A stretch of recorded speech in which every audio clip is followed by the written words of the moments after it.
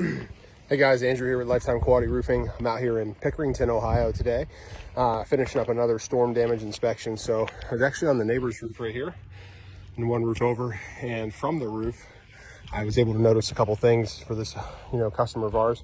Had some missing shingles up here. See another one there, another one there. There's also a missing shingle down there. I was also able to notice this big area of shingles actually lifting up on the home. Homeowner had no idea this stuff was on his roof, guys. I showed him some pictures I took from the other roof, and he was like, oh my gosh, I had no idea I have all this damage. So we were able to come up here, help him out with his insurance company. We went ahead and got the process started for him today. His insurance company has been notified.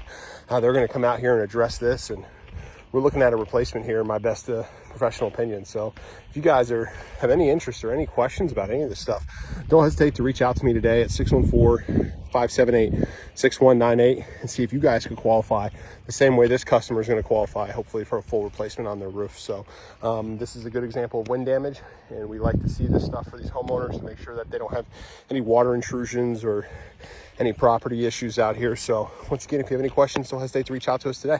Thanks. Take care.